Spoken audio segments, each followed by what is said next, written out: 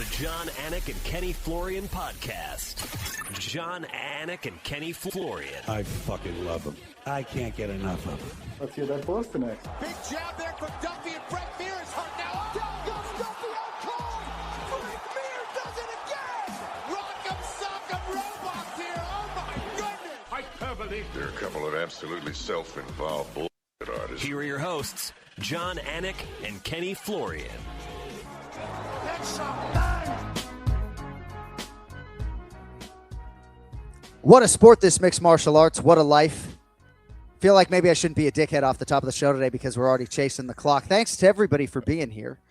Watching live or watching or listening after the fact. It is Monday, May 11th, 2026, episode 595 of the Anik and Florian Podcast, powered by All the Smoke Fight. Thank you for subscribing to the Anik and Florian Podcast YouTube channel. Exhale. There is so much to discuss today. A huge fight week beckons, not just for the UFC, but for MVP. Rousey versus Carano. UFC 328 is in the can. It left us with myriad headlines. RJ Clifford coming up in a quarter of an hour. Ray Longo will join us. Grant Dawson scheduled top of the hour. And who knows, we might even hear from my good friend, the still flyweight champion of the world, Joshua Van. Quickly, Ken Flo, off the top, I would like to congratulate my good friend, the man whom I believe is the sharpest mixed martial arts analyst in the world, all boxes and columns considered, Kenneth Allen Florian. And Kenny Florian's going to be part of the broadcast team this weekend for Rousey versus Carano, which is very exciting news, my man. Congratulations. So I guess you're heading to the West Coast here shortly, and a little added pep in your step this week. You are very kind. Thank you so much. Yeah, I'm excited, man. I'm excited to be back in the saddle again, and yeah, take off to LA in a few days, and, you know, a big card. And yes, there's so much to talk about, man. A lot going on in the mixed martial arts world. Just an amazing time. And I know our avid listeners who tune in every week hear me say this and have heard me say this 36 times, I guess, if not more. But my favorite episodes of this show, and the reason why this podcast exists, however selfishly, is so that after these pay-per-views, and yes, we still call them pay-per-views here on the Anik and Florian Podcast, after the pay-per-views, I need to get something off my chest. You know, let me clear my throat down. Fucking A, man. There's so much to talk about. And the impetus for this podcast back in 2015 was these pay-per-view recaps, right? Because I can't just sit on this stuff. There is so much to discuss after UFC 328. But congratulations. We're excited to watch you on Netflix this weekend. And I always say, as a play-by-play announcer, give me the jiu-jitsu guy every day of the week, right? I'm privileged to have Joe Rogan, who is as good a jiu-jitsu analyst, of course, as there is in the game. Kenny's jiu-jitsu analyst is off the charts, as is really everything else. But, you know, Dominic Cruz, tremendous jiu-jitsu analyst, even if not a Brazilian jiu-jitsu black belt. There's nothing in the jiu-jitsu world that Cruz couldn't see in there that he wouldn't know. Laura Sanko as well. But as a play-by-play guy, it's really nice to have a jiu-jitsu expert in the booth, and that will be everybody's luxury this weekend in whatever role Kenny is in. All right. UFC 328, Chimaev v. Strickland. Let's get to headlines. Headlines. It's time for headlines. I have some very urgent and important breaking news. Headlines. On the Jon, Anik, and Kenny Florian Podcast. And new, Sean Strickland has done one of the more improbable things and hard things to do in MMA. Get your undisputed middleweight championship back after you lost it, and he did it by taking Khamzat Chimaev's O. Added to the style points accrued in his win to first win the belt over Israel Adesanya, and this now becomes a first-ballot UFC Hall of Famer. Now, a lot to unpack when it comes to the fight. It's a split decision for Sean Strickland. For a lot of people, it came down to round 5. I'm curious how you saw it and how you ingested these wild 25 minutes. Yeah, man, there is so much to talk about, but I think it was such a strange fight because you had Khamzat, who got off to such a great start, utilizing his grappling to great effect, was all over Sean Strickland. You said, oh man, is this going to be a replay of Chimaev versus DDP? And then in round 2, it was a completely different fight. Was shooting from kind of far away, was telegraphing his shots, and Strickland was all over it, making him pay. Strickland finished that round, and it was dominant. And you're like, which way is this fight going to go? Is this all Chimaev has? Chimaev looked a little exhausted. And then in round 3 and round 4 and round 5, it was just basically a stand-up fight for the most part. And, for me, I actually thought round 3 was the most controversial. I actually thought that Chimaev won round 3, which was interesting because all 3 judges had it for Sean Strickland. But anyways, and then the rest of the card, I think, was pretty straightforward. I think I had round 4 for Chimaev as well. Round 5, I thought could have gone either way. So, as far as the scorecard is concerned, it was a close fight. There's no question about it. There's people that are saying robbery one way or another. And, it is not a robbery, guys. This was too close of a fight to call it a robbery. I think both have a strong argument.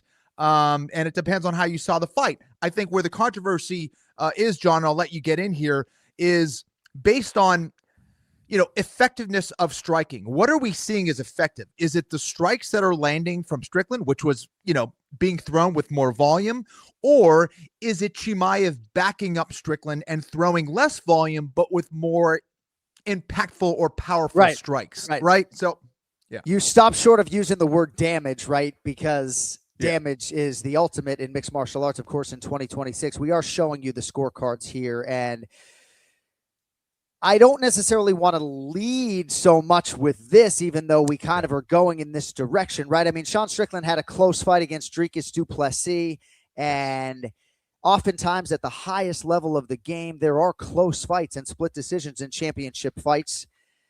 So I got a text right before the show about sort of this whole notion, like, to be the champ, you've got to beat the champ. And ladies and gentlemen, can we just do this for the final time? Philosophically, it just doesn't exist. It should never have even existed in boxing, right? Imagine being a judge and having a close round and saying, you know what? Because it's close and I'm sitting on the goddamn fence, I'm just going to give it to Khamzat Chimaev. Fucking no, right? Like, I'm okay if people are split on this fight. I absolutely think there's a case to be made that Khamzat Chimaev won the fight. It sounds to me like my podcast partner and keener eye than me, Kenny Florian, scored the fight for Khamzat Chimaev.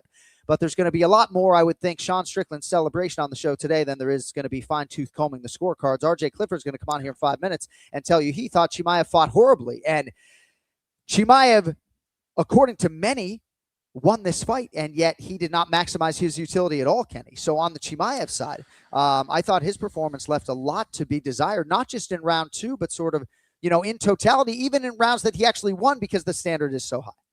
Where was the guy that fought DDP? Where was the guy who could rely on his wrestling repeatedly, who was timing things properly, who was able to get guys to the ground and just control them? It seemed like he just completely abandoned that game plan. And again, I guess we'll get into it a little bit later on maybe a possible agreement between those two guys to just stand up after round 1 or something. But it was just strange. I had never seen anything like it. I don't know if he was afraid of getting tired. I don't know if maybe there was an undisclosed injury on his part.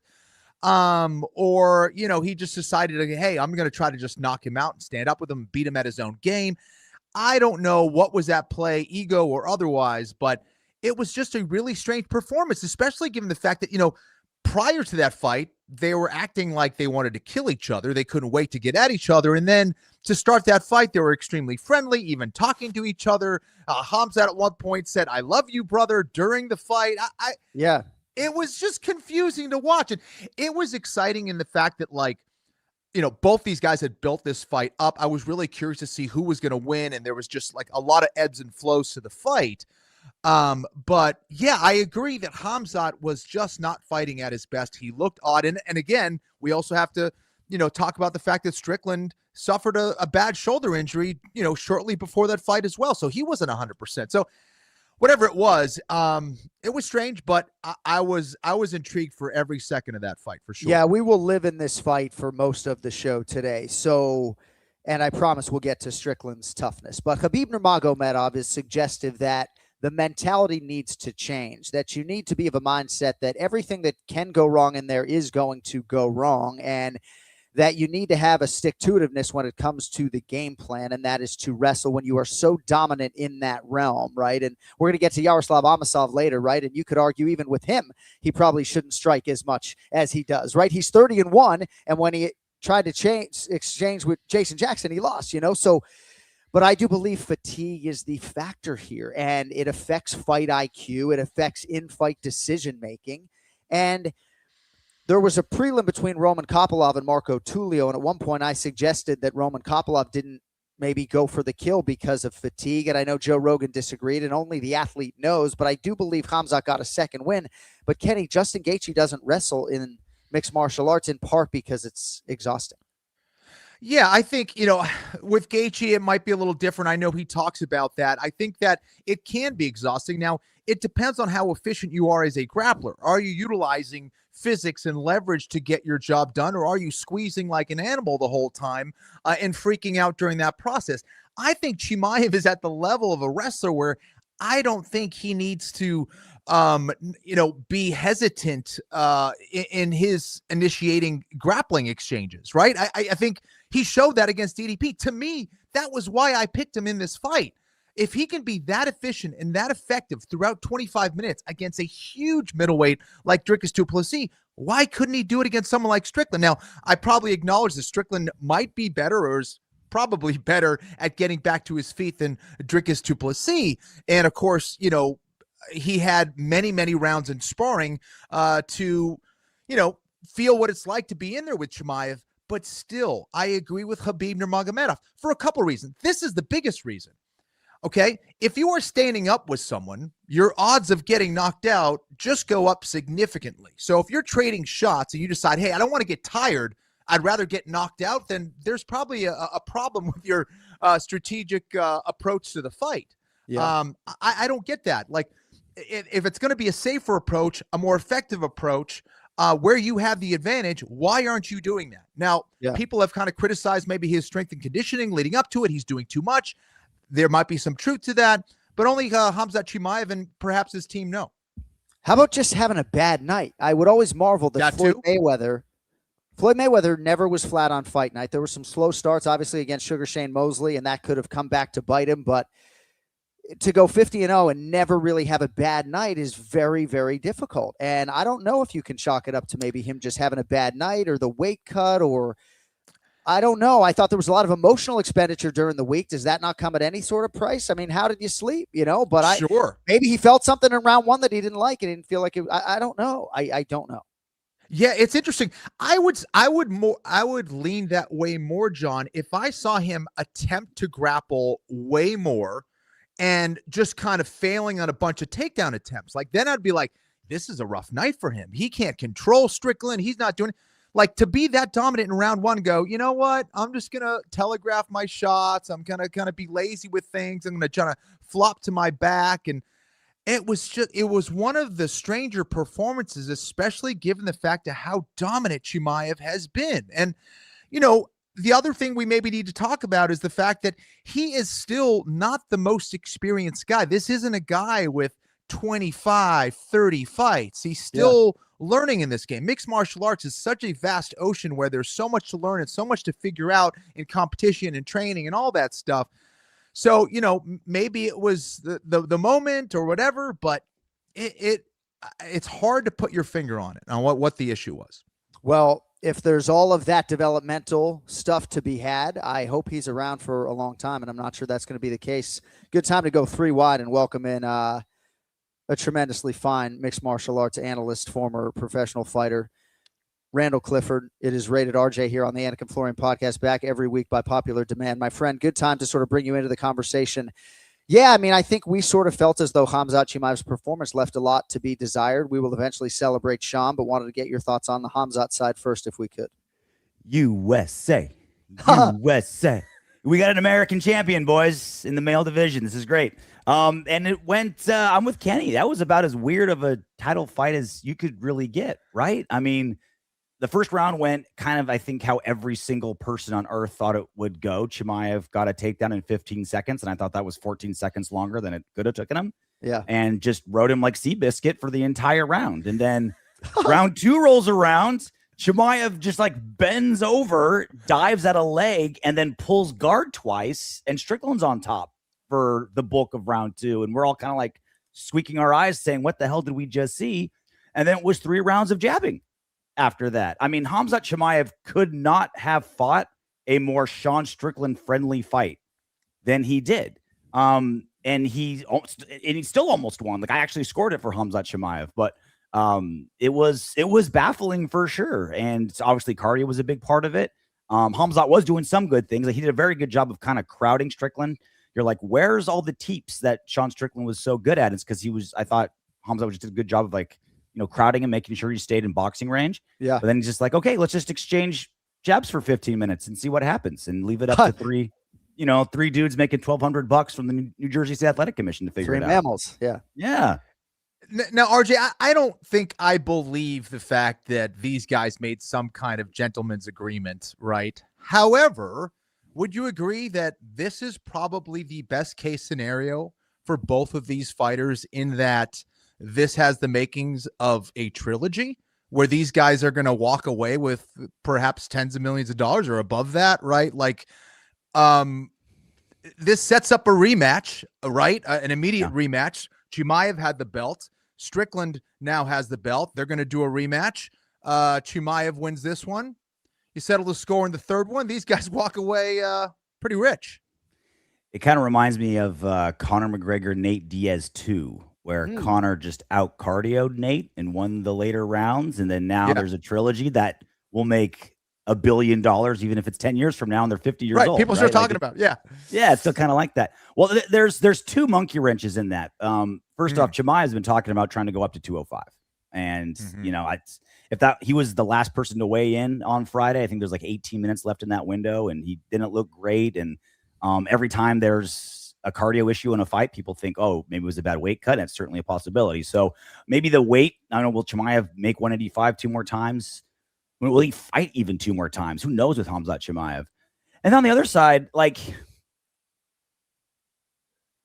Sean Strickland is sometimes honest to, well, you know, no shocker here, honest to a fault in what's going on in his head. And he straight up said after the fight, like, yeah, I was just talking shit to get attention.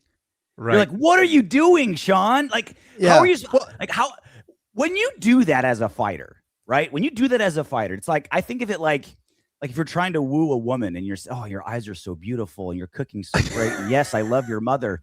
And then you finally, you know, take her to finally marry her, and like the night of your wedding, you're like, nah, that was all bullshit. Like, I don't like your eyes. My mother-in-law sucks. And you're just like, right. Well, that's what almost makes it more suspicious, RJ, because, you know, they had all this animosity leading up to the fight. You know, Chimaev's literally telling him, I love you, brother, during the, like, in the middle of the fight. Like, you know, they got their hands on the shoulders. They're all, it's like, what's going on here? Right. No, RJ butter us up. Yeah, RJ wrote, you know, this does piss in my Cheerios a little bit. And, you know, I am one of the chief fight promoters, right? And certainly RJ, you as well. But you think about how the backdrop would be to a rematch. I don't think it's happening. I mean, Sean Strickland, even though his shoulder is screwed up, and I promise we're going to get to Sean here and his performance in a minute, but Sean may be out for a little bit, but Sean's already putting over Nassourdini Mavov. I still don't think that Chimaev is going to get on any sort of active competition schedule. I pray to be wrong. He's the most electrifying force in the game as far as I'm concerned, and can be that on his best night. But yes, I think 205 pounds is a possibility. It's not. It does stand to reason that his body won't compete as well at 205, though. You know, you don't know what the future holds. There's so much to get into here. But yes, promotionally, RJ, it's going to be a very different exercise. How could the press conference take on any sort of the same tone, given all the seeming love that there is underneath sort of the verbiage? You had half of the Newark, New Jersey Police Department in the octagon, like keeping them apart from each other. Now, how are you, like, what's the rematch, you know, going to be like? It's like, I'm fighting my best friend. Like, that's a lot. Yeah, Chimaev just posted. I think he posted something on X the other day, or I think it was yesterday or today. He said, "You let me know when you're ready, brother." Well, at Strickland, I mean, right? I can be hopeful for that, but. And are you telling me there's going to be better fights for him at 205, in that he'll smash a lot of people? Is he going to make more money at 205 than in a trilogy against Sean Strickland? I highly doubt it. But again, I don't know, man. We'll see. It'd be interesting. RJ. John. Khalil Roundtree Jr. was on the Jackson podcast before this fight, and he said that initially it was Yuri Prochazka when he was talking about Khamzat Chimaev. So at some point, Khamzat Chimaev was training for April in Miami and 205 pounds. So what is your expectation as to what Khamzat is going to do? I think he's going to rest like he does. I think he's going to take his time coming back like he does. I think he needs to figure out the weight class that he wants to fight in. And if he wants to stay at 185, he needs to make that a lifetime responsibility, right? Like Kenny knows this. Like if you're fighting at you're a hard cutting fighter, like that is a year-round responsibility. There's no off season if you're a huge guy trying to cut down to a weight class. Like, and Dean Thomas warned everybody, like he's got, half of the Eastern Bloc pissed at him because he said Khamzat Chimaev being champion comes with a lot of problems. And this is one of them. He doesn't like to fight that often. There's troubles with the scale. And as electrifying as he is and as dominant as he is and as good as he is and as like intriguing as he is, it's like if you can't get to fight night on a regular basis, like what's the point of all that, razzle dazzle? So I think 205 makes a lot of sense for him. He'll immediately be the best wrestler at 205 by a long shot. And then maybe we can finally put the scale thing behind us. Like it's crazy to think this guy was a welterweight. He's like Alex Pedetta. Like he keeps jumping weight classes and he's still the biggest dude in the weight class. It's bonkers. I still have a hard time believing that he's going to tuck his tail between his legs and go to 205 without wanting to get the belt back. Even the score. Yeah. I don't know. For me, I just don't see it. And I think at 205, I think he has, I think I said better matchups. So what I really meant was easier matchups. I think 185, again, we talk about it all the time. I think it's the toughest it's ever been. I think there's a ton of guys at that weight that can pose a lot of problems. And I think things just got even more interesting because Strickland has the belt again. It's crazy. There's competitive desire in all of this and financial gain. And I just wonder what setting Khamzat Chimaev would debut at 205 pounds. Would he fight Prochazka in an eliminator? Would he fight Carlos Ulberg in a year? I mean, I just don't know. But I'd like to talk about Sean Strickland, Randall, if we could. I won't call you Randall more than twice on this program here, 2-4. So he's a future Hall of Famer. I said borderline future Hall of Famer in my locker room bump throwing to the main event, given what was in front of him. And, you talk about a guy who just rises to the occasion, who's been hardened by the experience. He's so present in fight, and he has really conquered, I think, any of the emotional toll that comes with competing in high-level mixed martial arts. And he was ready for the bright lights. And even if on your scorecard he didn't win, I thought he was fantastic. Yeah, I mean, he fought his. I mean, he did. Look, Khamzat Chimaev, I thought fought Sean Strickland's game plan, but even Sean didn't fight his best. I think also that shoulder surgery, that shoulder injury is a big part of it. He landed a total of like 10 significant strikes that weren't headshots, and I think 85% of those were jabs. So like he was limited. He wasn't even fighting with his full range of abilities. Chimaev got kind of close to a submission in round one with that rear naked choke. And obviously with as strong as he is, like you don't even need it under the neck. You can just break a jaw as we've learned from Whitaker before. Like you're never safe in that position with Chimaev, and he handled it calmly and fine. And he never really slowed down. He shrugged off some takedowns from one of the most dominant takedown artists in mixed martial arts history. He had a lot to be proud of, even though I think part of his game was limited. But like you said, John, I think half of life is just showing up. And he answered so many calls that the UFC wanted, either short notice or bad stylistic matchups or, just not being ready, fighting through injury. And when you show up, you're there and you put yourself an opportunity to do crazy things like be the first one to take down Khamzat Chimaev. So, RJ, can you elaborate on what you mean by that? Because the way I saw it, and I agree with you, and maybe you disagree on why it was a good matchup for Strickland based on the way Chimaev fought, but to me, Chimaev made it about toughness during the fight. Like he threw out the whole technical aspects of it and just started trading and exchanging without a method to what he was trying to do. Like after round one, he really wasn't taking what I thought was great shots or really trying to go to a wrestling game plan. So I'm just curious what you mean by that in regards to why it favored Strickland. That's the way I saw it, is like he took the whole technical aspects or his technical advantages out of the fight and played right into Strickland's hands. Well, he just decided to stop wrestling for one reason or another, or at least wrestling well, right? That second round, those 2 shots in the second round, just like I see my 6-year-old daughter in wrestling make better shots, right? And again, whether it was injury or he's just super fatigued already, it's you wouldn't be the first person ever to completely, bail on a wrestling game plan because you're too tired and you're just like, I'm just going to strike now, And also, like, Sean Strickland has this weird, uncanny kind of mind control ability to get people to fight his own fight. So it's not always just the other guy's stupid. He just kind of like lulls you into this, like, let's just do a jab fest at 3/4 range for a while. And you kind of get comfortable there because Sean Strickland, like, he's obviously like a volume guy. He doesn't really have like a one punch knockout ability at all. And so you feel kind of comfortable at range with Sean Strickland. You're like, oh, he's just kind of hitting me with jabs. But like as the minutes and rounds kind of tick by, you're like, man, he's outlanding me. I feel like I'm landing, like I'm hurting him. But you just kind of feel comfortable in the zone with Strickland. And again, I thought Khamzat won, but there were certainly some close enough rounds where it's certainly not a robbery by any means. But I mean, Strickland just kind of lured him into his game, and Chimaev was happy to be there. And Strickland just big and strong and tough. And I just feel like in a lot of respects, he has been able to develop a style that goes just straight from the gym to the bright lights. And he's just so, I'm just very, very impressed. And you've seen maturity, right? Like in Paulo Costa, who I think should fight Khamzat or should fight for the belt, You've seen maturity with him. Like when we talk about activity, I actually think Paulo's a guy who could get into an active competition cycle right now. But Sean Strickland, man, future UFC Hall of Famer. Real quick, if I could just, I think there's something awesome about taking whatever your God-given tools are and maximizing them to the highest level, right? Like I think with Bisping, like Michael Bisping, for instance, like I always say, like, he didn't have knockout power. He wasn't this world-class wrestler.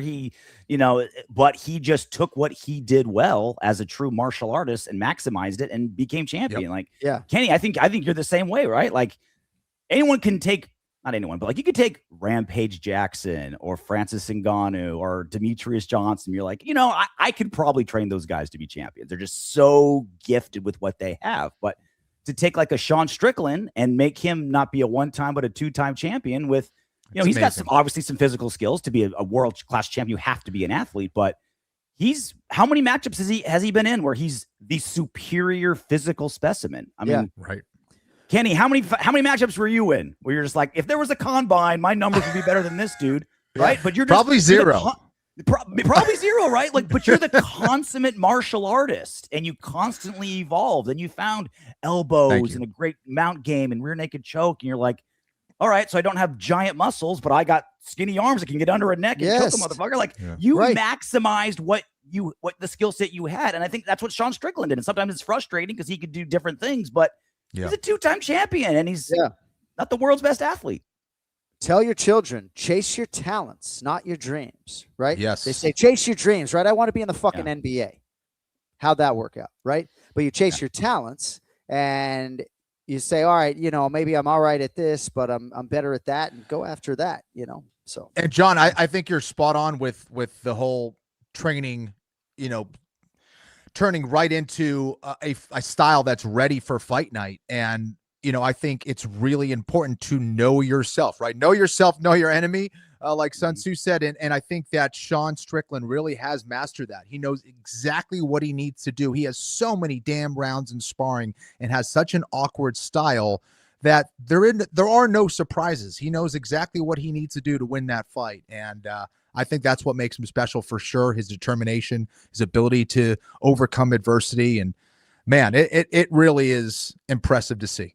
All right, we got a couple more minutes with RJ Clifford, rated RJ here on the Anik and Florian podcast. Couldn't be a worse result, by the way, for Nassourdini Mavov, right? To have a potential rematch on the horizon. So I'm reluctant to go to Jim Miller before Joshua Van, but you wrote this note that says Jim Miller equals Jerry Rice. And if you're part of our audience who doesn't know, the consensus greatest NFL wide receiver of all time, Jerry Rice. There's a comp being made here by RJ that I need to hear a little bit on, and then I'm probably going to be greedy with your time and ask you about Joshua.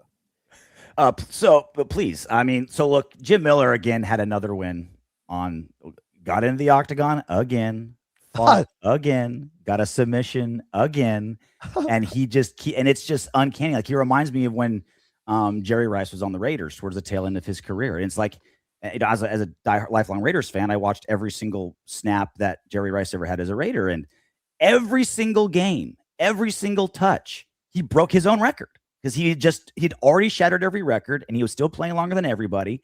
Every time he touched the football, he broke one of his records that he shattered 7 seasons earlier. And that's Jim Miller. Every time he goes out there, every time he fights, it's more than anyone else. Every time he wins, it's more than anyone else. Every time he gets it's just, he's knocking on the door of most finishes against Charles Oliveira, one away from that. And it's incredible to do that by itself, to be the Iron Man of mixed martial arts.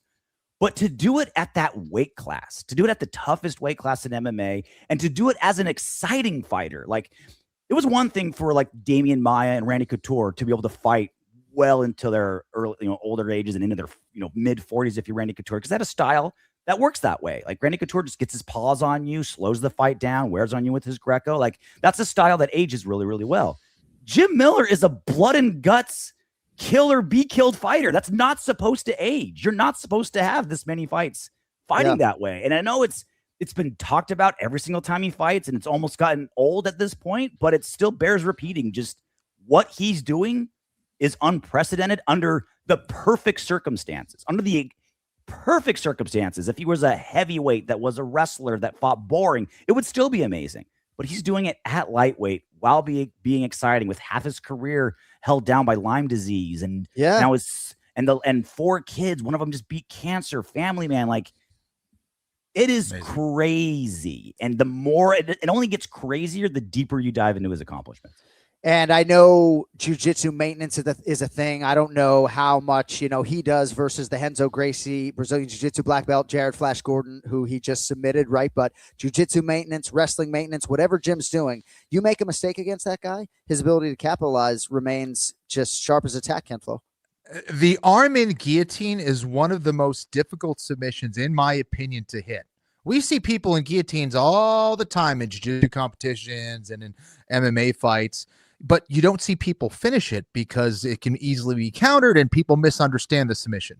Jim Miller knew exactly what he needed to do to finish that. He walked right into it, and Jared Gordon wasn't getting out of that, man. It was beautiful to watch, man. What a stud. And in transition, right off the single leg defense, it was like jumped it. It was dopamine hit right there for me. Beautiful. For sure. And I'm glad to get some clarification on the Jerry Rice analogy, right? Because Daniel Cormier is one of the best 6 or 7 mixed martial arts athletes of all time. One of the true GOATs, right? So I know he would take exception if you were maybe talking about Jim Miller in some sort of GOAT context, because Jerry Rice is ubiquitously regarded as like a Michael Jordan type GOAT in the NFL. And I thought maybe you were making that conclusion, which you're not. See, I like to, that's clickbait for you, Anik. I set you a clickbait Okay, idea, thank you. All right, that's amazing. Thank you. All right, got it. I got the All bait. right. Then Speaking of clickbait, RJ, I just want to bring in the star of the show, Ray Longo, so you can say hello to him before you get on out of here. Hi, Ray. Where are you, Ray? Oh, I'm at the gym. We got a lot of guests today coming on. A lot of guests. What's up, RJ? What's going on, Ray? Is that guitar yours? Are you going to play something for us? That was, it's that guitar, but it's not a good guitar. But it is a guitar. It's got to be restringed and a lot of stuff. But yeah, we like to sing down here, RJ. We like to sing after every win. We have a little kumbaya, and I play the guitar. I don't know if you're joking or not, Ray, because I can see like you're such an interesting man. If someone said like, oh yeah, I played bass for like Boingo for 10 years, I'd be like, yeah, it's Ray. Like, full transparent. I try to play the guitar, but my Instagram had a couple of songs on there with girls singing, but I got hacked. I never put the stuff back up again, but yeah, no. So I try to play. It's like my meditation. Instead of meditating, I play the guitar. It's actually, I feel it's good for my brain just having to memorize stuff and go through it. Nice. So I love it. That's what I do on my off time. The first time, as you grow up, you're like, oh, my parents were right. Like the first thing they were right about is I shouldn't have quit piano lessons at 7 years old. Shouldn't have quit. My My old 30 man years of did teach instruction. guitar, so my brother's Okay. really, really good. Oh, wow. I try, yeah. On the side, he taught. He was, did some other stuff, but How did I never know this?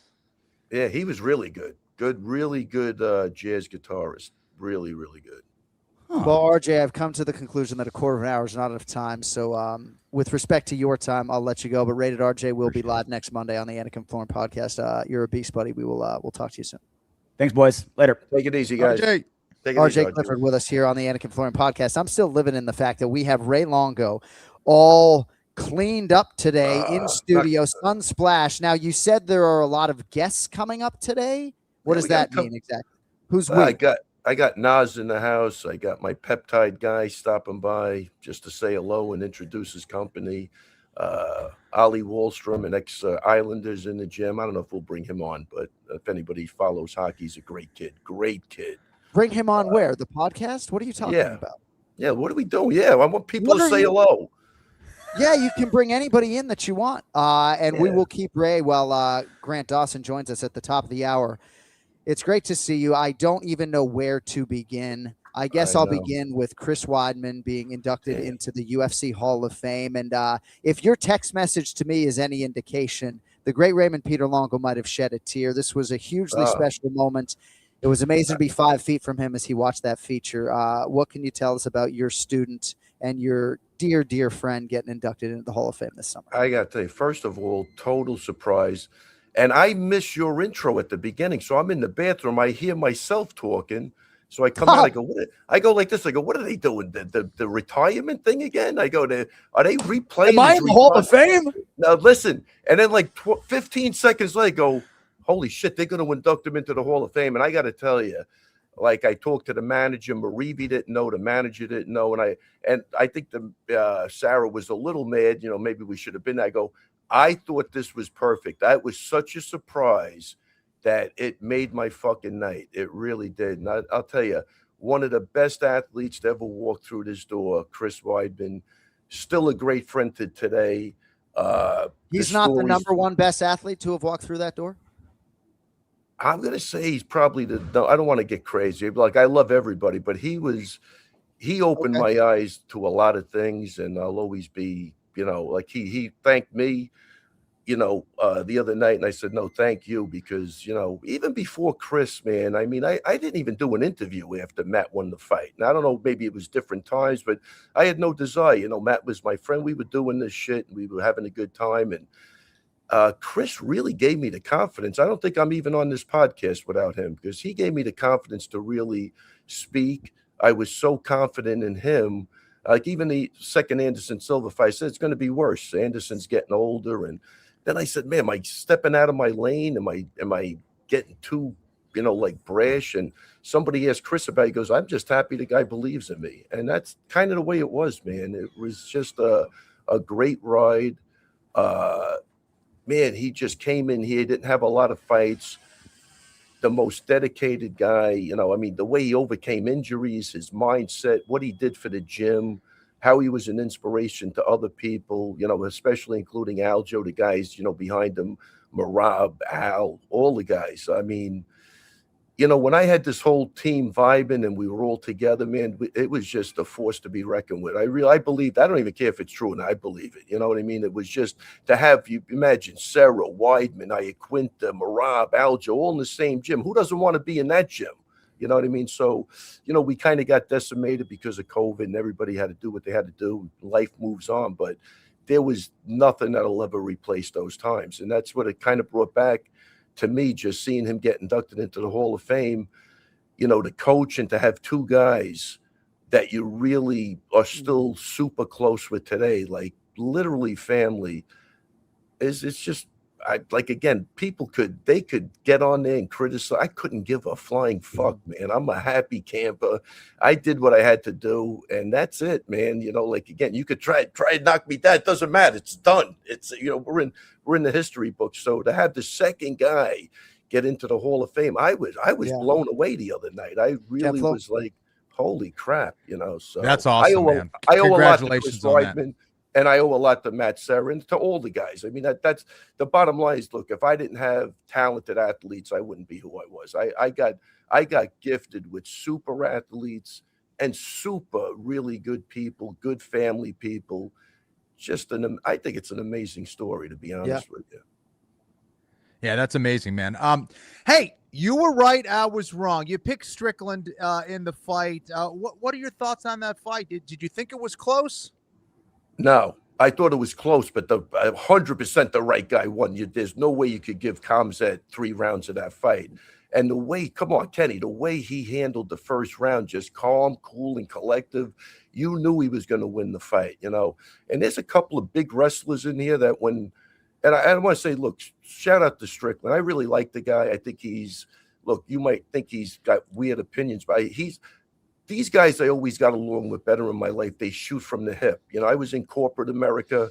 You couldn't trust anybody in there. You know what I'm saying? Like, you know where you stand with Strickland. Whether you like him or you don't like him, I think you know exactly where you stand with him. And that's what I admire. I like the Nick Diaz's. I like the Nate Diaz's. They come off a little different. But for me, when a guy talks to me and I can believe what he says, that's all you want is honesty in a conversation. Right. I think that's a beautiful thing. So I did, you know, one of the wrestlers who's a big dude, he said he rolled with him, which I think is, I go, you rolled with Strickland? How'd that happen? And Strickland kind of, you know, Sean invited him to do that, which I thought was amazing. A guy at his level, these guys are nobodies, you know. And he said he was the strongest motherfucker he ever went with in his life. And when he said that to me, I go, this guy's not going to be able to bully him. Right? Yeah. Just and you know, I did the Luke Thomas podcast last week. And I said, what I liked about Strickland, and this is what I like, and everybody should listen to this, I think. When he lost to Pereira, the first thing he did, Kenny, is go train with him. Right. You know what I mean? Like, a guy beats my ass tomorrow. I want to go to the guy and go, how the fuck did you do that? You know what I mean? And I knew if he did that with Pereira, he did it when he lost with the wrestling, and that he would put the time in because he would never want it to happen again. And I thought he handled that. The wrestling exchange beautifully. He let the guy wear himself out. He was never close to a submission, and I think he mentally broke him, man. You saw it in the second round when the guy pulled guard, but he got a takedown stuffed, which we never seen before. And just a great fight. I mean, he basically beat him with the jab, but you can't. He outstruck him 40 punches. I think you can't give the fight to the other guy. It's just impossible. Ray Longo Minute today brought to you by Throne Sport Coffee for busy mornings, workouts, your everyday routine, and everything in between. You need coffee that works as hard as you do to that end. It is Throne Sport Coffee, backed by the legendary quarterback Patrick Mahomes. We'll be drinking Throne Sport Coffee at the 15 in the Mahomes Foundation golf tournament here in a few days, by the way. Better for you coffee made for active on-the-go lifestyles. Each can 150 millis of natural caffeine, natural sweeteners, 100% of your daily B vitamins. Lattes also pack 10 grams of protein. Cold brews are low sugar and dairy-free. Lot of multiple dairy-free options for you. This is the vanilla bean, and we are just guzzling this today on the Anik and Florian Podcast. You can find Throne Sport Coffee in retailers nationwide, including Casey's, Quick Trip, and Whole Foods, or online on Amazon, Walmart, and their website directly, sportcoffee.com. Throne Sport Coffee, get going, keep going. So I love that Ray, with all of his New York twang, Kenny, comes on here and says that if there is a dissenting opinion out there, that it's like not valid. You know what I mean? Because there's so many people who you love, and every week you come on here and you say, I love this guy, you know, but Kenny, I think, and RJ both scored the fight for Khamzat. I'm just letting you know, and you're so dismissive of that as a narrative. That's all. I just find it interesting. That's why you're on the show. It's not just Weidman. Well, look, it could go both ways, right? I think when you bet on a guy and you pick him, you want to see it go that way. And who knows? I don't know. But if you base a fight on damage and the guy lands 40 more punches, how do you give it to him? He did absolutely nothing when he had him on the floor. He was never in danger. If anything, I think Strickland's round and pound, he did more with that little interaction than Khamzat did. And I don't know. I mean, how do you give the guy to fight? I don't know. I would say that there's varying levels of punches, right?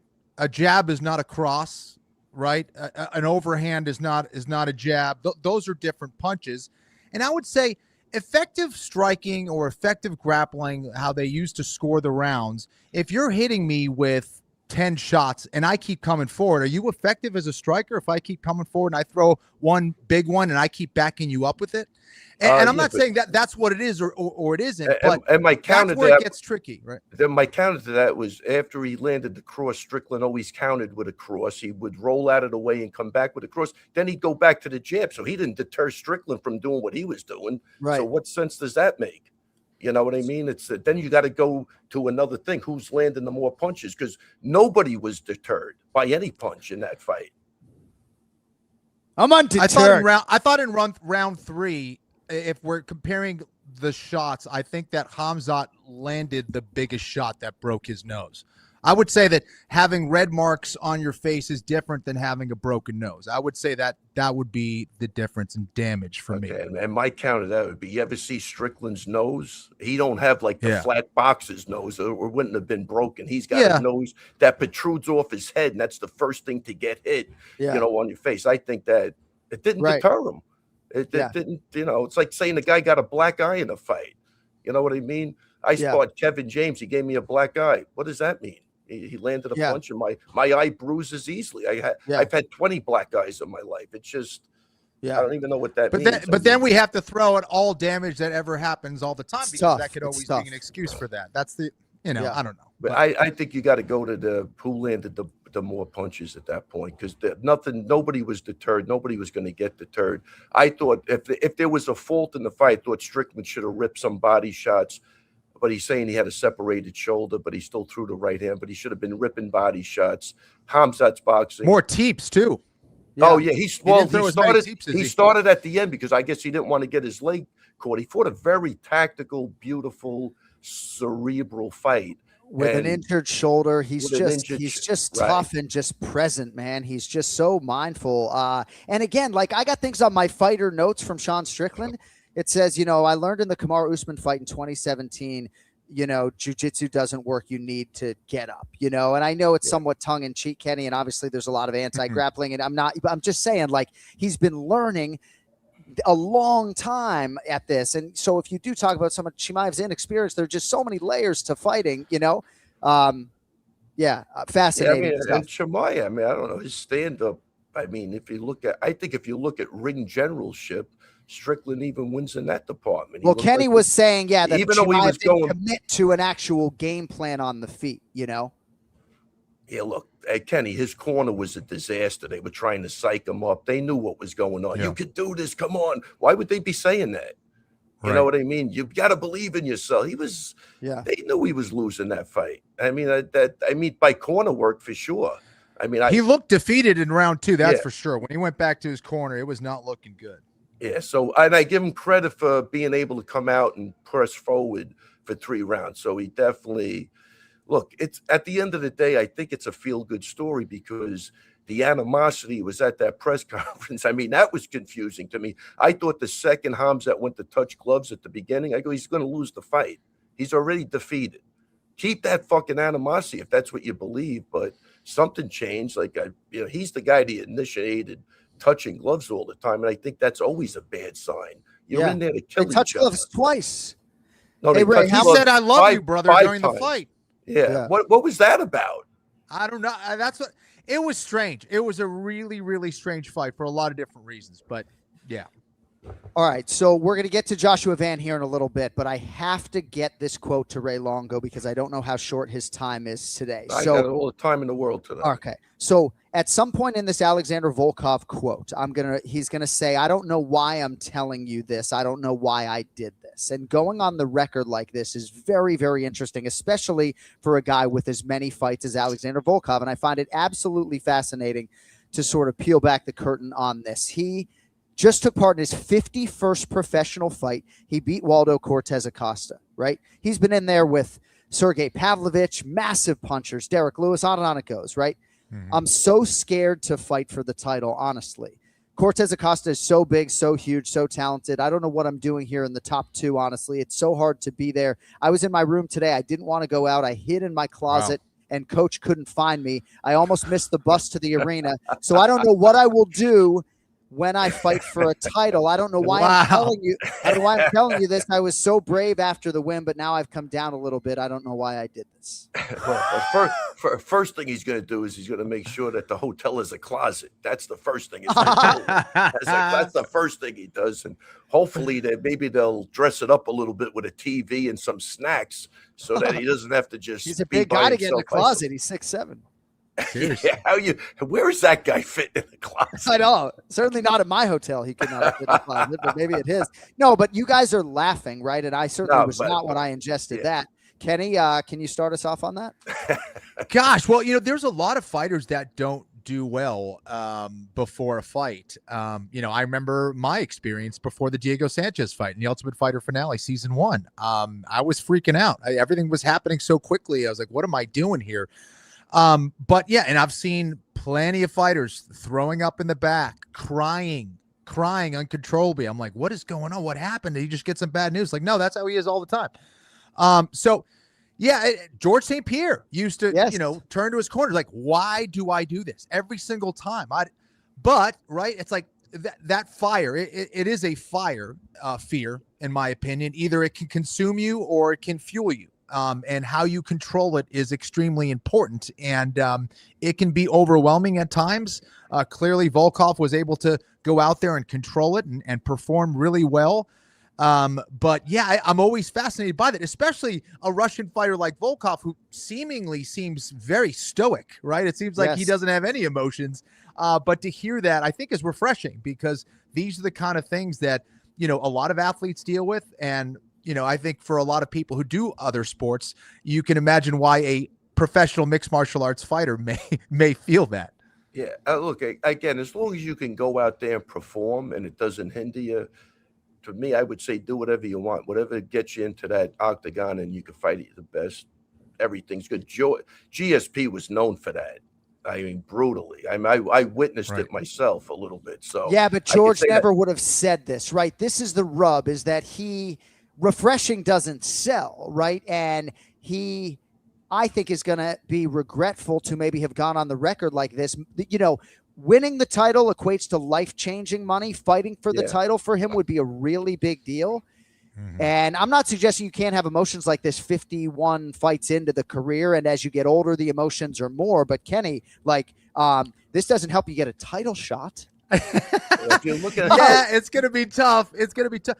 Yeah, and I think that for him, he understands that as big as this fight is, he knows that a championship fight is going to be way, way bigger with a whole lot more commitment to media and interviews and cameras in your face and all that stuff, which is only going to make his anxiety that much worse. So I agree. He's got to maybe do some damage control with his PR team or something. Look, I love the transparency. I'll give you a funny story, John.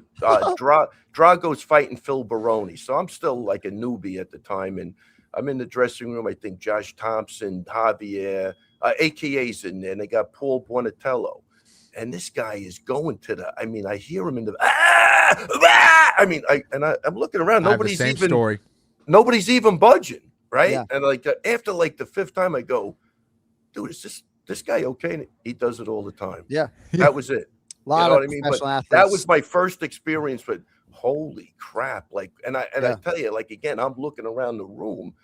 Everybody's just talking like nothing's going on. This guy is hacking up a lung as loud as possible. You know what I mean? And it was, if that's what he's got to do to perform, I kind of like the transparency when guys talk. I think it's refreshing.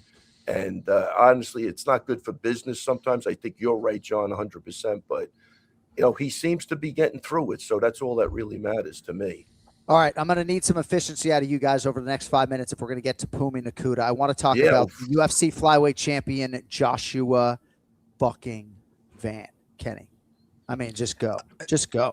That's the fight that you show someone if you want to show them what mixed martial arts is. I absolutely love that fight. We got a chance to see high-level artistry on the ground, on the feet, drama, back and forth, war.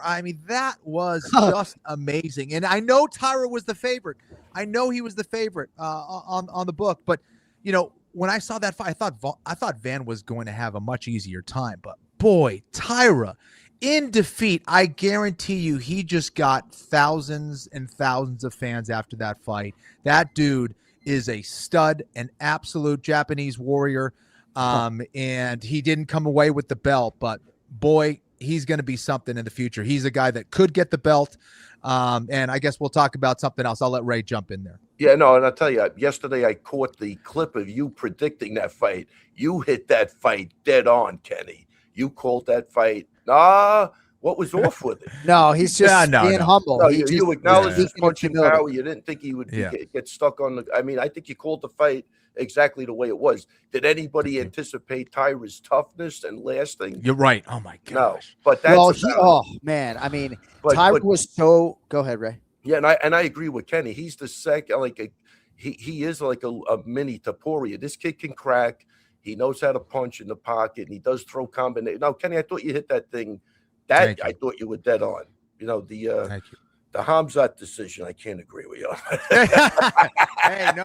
It's not like Kenny is like dying on that hill. It's just nobody's dying on it. I'm not dying on it either. Nobody's dying on it. You know, it's funny because even at the after, I saw the after show with Weidman and Dean said it too. He said, "Look, I thought Khamzat won, but I picked him, so I don't know if that's interfering with it. But I thought he won." Right. Then Poirier said that Dustin said the same thing. Weidman was the only guy to pick Strickland, but it was funny when Strickland got on there. Dean and Dustin were quiet as shit. They didn't say sorry. They didn't have a. I think Sean's going to go back and look at 10 seconds before he got on. Gives a. Why? No, I know. You know what I'm saying, though. But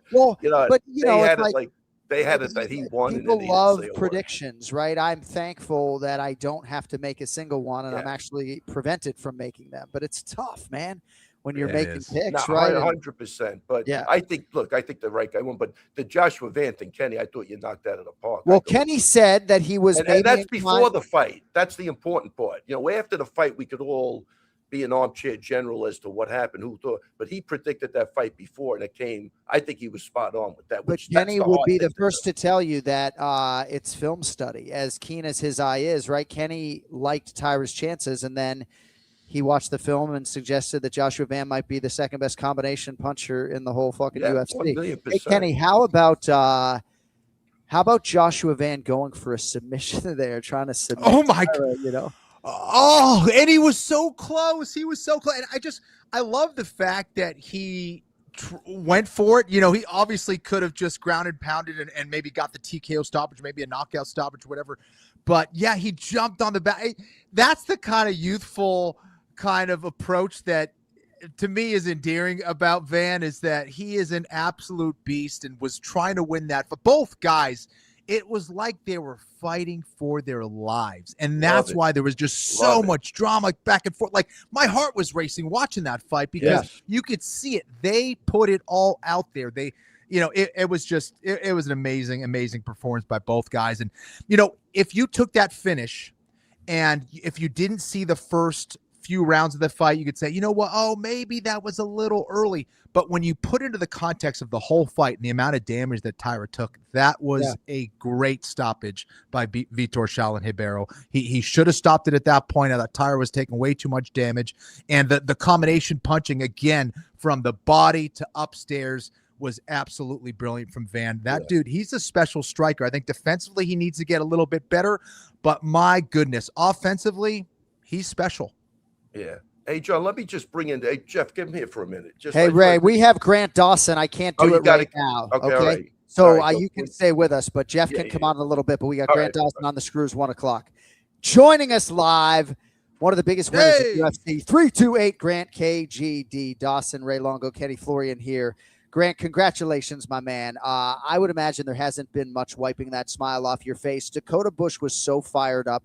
And I think I read his lips, you know, biggest win of your career. And it felt enormous to, you know, power through a little adversity, everything that came with this win, how hardened a guy you fought. I'd imagine you got a feel on a Monday that this is as big as any win you've ever had. Yeah, definitely. I don't know if, like, it's the biggest name I've beaten, but for me, it was a big one. We know how tough Rembetsky is. I'm the first guy to ever submit him. we were expecting a war in this fight. And something for me too, you know, people usually question my chin. They usually question my toughness when things don't go my way. Can I come back and win? I wish there was a better way to prove that I can, but if not, you know, I'm glad I got to prove that I am also tough. Grant, I think that's what was so special about your win was your ability to come back and get it. And obviously you leaning on your confidence of your grappling, you know, and obviously Moicano has talked about it on the record. Was that something that you kind of had in the back of your mind, like, if I just get this guy on his back, get to his back, I know I can finish this fight? Did that kind of also propel you forward when you were dealing with some of that adversity? To be completely honest with you, no. We watched his fight. I'll explain. We watched his fight with Urabai, and Urabai is known for his control, his relentless grappling, and his really good wrestling. And he couldn't keep this guy down. He couldn't. He could barely take this guy down. And so throughout the camp, we were kind of saying, like, all right, we're going to have to strike a little bit more. We're going to have to be comfortable not getting takedowns. We're still going to try, but we have to be comfortable with the idea that maybe I don't just get this guy down in the first 30 seconds and ride him out. And in the first round, I ended up getting on top and throwing in my body triangle and just being like, that was a little bit easier than I thought it was going to be. I had a little too much confidence going into the second round. I got clipped. We fought back. And then as soon as I got him down in the third round, I was like, all right, it's going to take God himself to come down and get me to let go of this guy, because he's not going anywhere. So Renato Moicano once said to me, of training with you, I don't know how anyone ever gets up. And I've trotted that out there, I think, on UFC telecast before. So I guess what would you say to people who maybe are trying to improve upon that, or how you feel about him putting you over as a guy from whom it seems just exceedingly difficult to get up from underneath? Yeah, well, first off, that's a huge compliment from Moicano, because he also is very well known for his grappling. He is a very, very good grappler, as we saw in his last fight especially.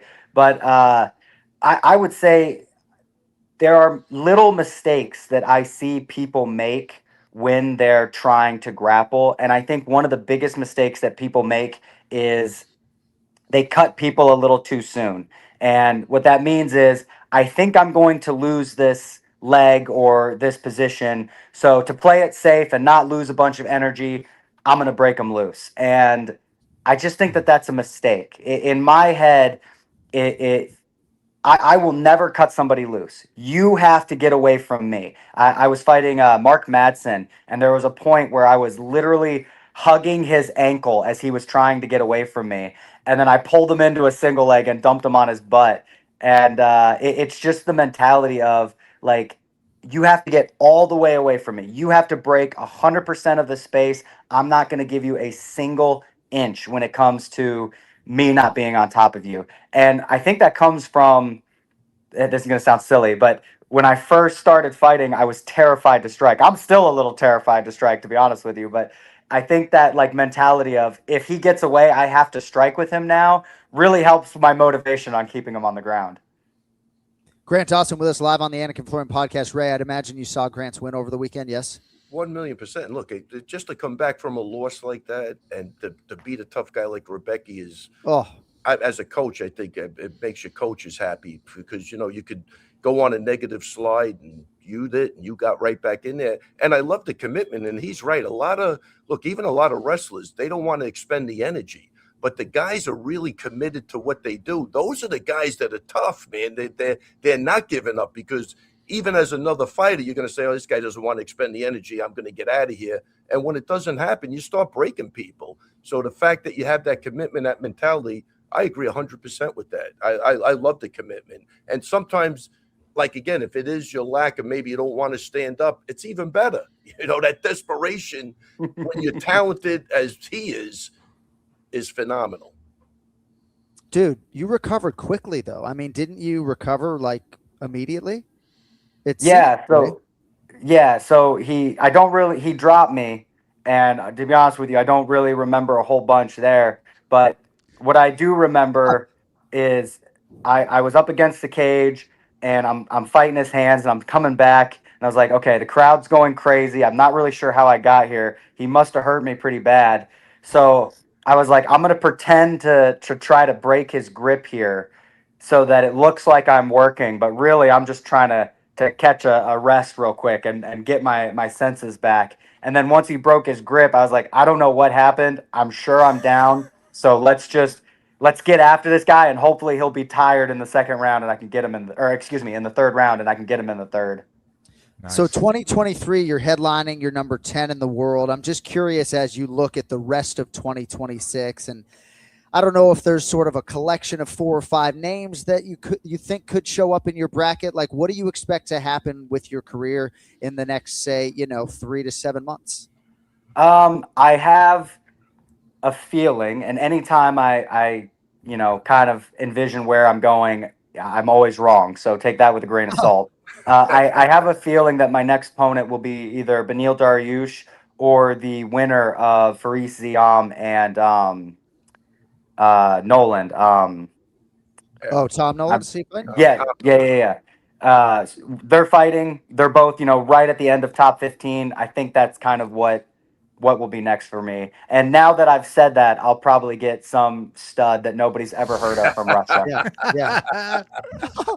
Grant Dawson with us here on the Anik and Florian podcast. So your wife, Elle, is a professional fighter as well. I believe maybe she retired last year. I know you guys are hopeful to have a family, and you shared with the world that you guys lost a baby during fight week. And one of the things that you so graciously shared was that she was sort of able to put it in a compartment and be present for you and be maybe her usual energetic, jovial self. I don't know what that held, but how were you guys able to sort of back burner that and still get a monumental win?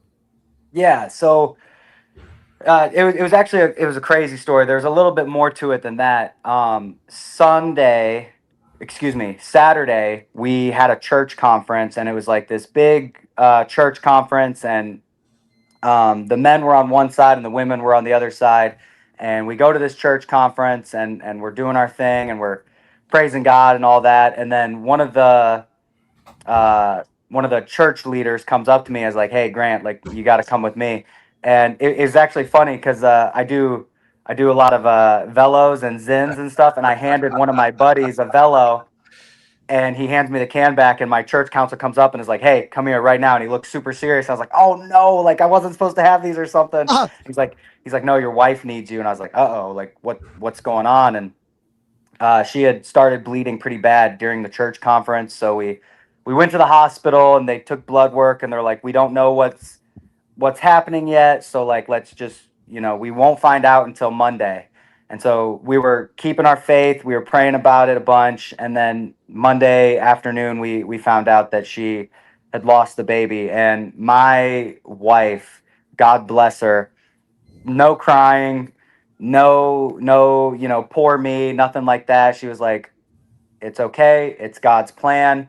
We're going to get through this fight, and then we will deal with this." So we both just, put our adult pants on, dealt with it. We got through this fight, and then the last 2 days have been pretty rough. Like you're trying to ride the high of a win, but also now you're feeling the emotions of, we thought we were going to announce to the world in the cage that we were pregnant, and it didn't happen. So, but yeah, I could not have gotten through this without my wife. She's just so tough. She's so durable, and she's so emotionally mature. I've got friends or people that I know, and love their wives. They're all great, like all that, but like just the littlest thing sets them off, and then they gotta calm them down while also trying to figure. Like my wife's not like that. She's like, "You're fighting. There's nothing I can do to change this. We'll fix this after the fight." And I was really blessed to have her. Well, you guys are both amazing. Wow. It's a huge win for you. I wish you all the best. I know obviously there are going to be some bittersweet days ahead, but I believe in you guys, and so does God. And congrats on a huge fucking win, man. Like I'm sitting there calling it and just being like, dude, I'm reading Dakota's lips and I'm like, yes, I agree. Right. It's like a little sprinkle of adversity, a finish. I mean, a guy that you did train with him a little bit, right? Yeah. So we trained together like 3 or 4 years ago, and it was dead even. Like I was a better wrestler, but man, he was so hard to hold down. And so going into this, we knew like this is going to be extremely tough. And it's funny. I don't know if you remember this. In the first round, he had my back, and I heard DC say, he's got to break that grip. And I was like, DC, I'm trying, man. And I don't think DC heard me, but I thought maybe you and Joe did. Yes, I think we did actually reference it, if I'm not mistaken. But yeah, we heard you. That's funny. Yeah. Because I thought that was hilarious. I heard him clear as day, and I was like, wow, how close are we? Like, I heard him. I'm like, DC, I'm trying, bro. Yeah. Well, congratulations, man. Grant Dawson, 24-3-1 after a big win over the weekend. Best to L and you, and enjoy the fruits of your labor, my man. We appreciate a few minutes. Thank you guys so much. I really appreciate it. Congrats, man. Take care, guys. Dawson with us live on the Anik and Florian podcast. So we were talking about Tatsuro Taira and Joshua Van, and I brought up that maybe we should talk about the stoppage a little bit. You know, people do have opinions. I'm talking about Joshua Van and Tatsuro Taira about, standing knockouts in MMA. I have no issue with the stoppage. I just want to make that clear. Just because I bring it up as a talking point on the air might just mean that I'm speaking to something I received from the truck where maybe several high-level MMA producers and fans feel a certain way. I will say, though, Kenny, and I say this somewhat lightly, like everything about Tatsuro Taira, you just got to love and respect. Like even the way he threw the mouthpiece, bro, after the stoppage, right, was so athletic and present that was like, maybe he was still, a couple more. But he was not happy, man. I got Dominic Cruz on the phone. He has something to say about it. I mean, look, I think only because, that was a joke, John. Sorry, look, I got excited. I think for a championship fight, I would have liked to have seen it gone a little longer because I think the body shots made him really kind of take the knee before that. And he did show that he came back from a way worse beating. And he was competitive after that. A normal fight, I'm 1,000,000% with it. A title fight, maybe, but it's not egregious at all. And you want to see the safety of the fighter. But I'm with you, John. I love the fact that he threw that mouthpiece, which indicates that he really wanted to continue. I don't think that was bullshit. He wasn't acting. And right. That would to him. No, that was amazing. But again, I would go back to that first knockdown, guys. It looked like Van killed him, So and then all the shots that he accrued from that point of him getting dropped in that manner where he was out. Make no mistake, he was gone. He was in another realm. And then he bounced back to life and then took all that damage before that. I thought the stoppage was great. Just exactly. So we are here on our 595th episode of the Anik and Florian podcast, powered by All the Smoke Fight. Our producers, Cody and Nate, are in the back. So how about Ray sabotaging the fucking show a quarter of an hour ago and being like, hey, I got Jeff here while I got fucking Grant Dawson. You can bring Jeff in now. I'm being light. You look mad. I know, but who's Jeff? I mean, I just got done telling you I don't care about anything. But I know, but can I get a fucking warning? Can I get a warning that, hey, just so you know, Ray's in the gym today and he's got a bunch of guests that he's bringing to the show, as if I don't program direct the show. Like, because last week you said do whatever the fuck you want. What does that mean? I want to know. Listen, I didn't know you meant today. Oh, okay. Well, if you pick up the phone, I would have told. If you pick up the phone, I would have told you. But I had to go through Cody. So I think you pick up the phone when Cody calls. Kenny knows if you really need something, go to Kenny. Is that the case? I'll definitely go to Kenny. Kenny will pick up the damn phone. No, see, Kenny reserves certain rights as the athlete who fought for the UFC title 3 times. I will say this. I'm going to bring Jeff's going to introduce his company.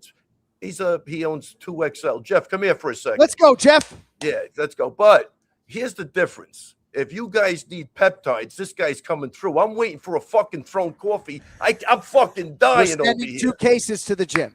You send the 2 cases. Jeff, say hello. Introduce yourself. What's up, guys? How you doing? What's up, Jeff? Nice to meet you. Thanks for having me. I appreciate it. So look, Jeff owns a peptide company, 2XL. I just wanted to get him on here just to give him a little plug because I've been on the glow stack and my shoulder injury feels great. I do the copper peptides.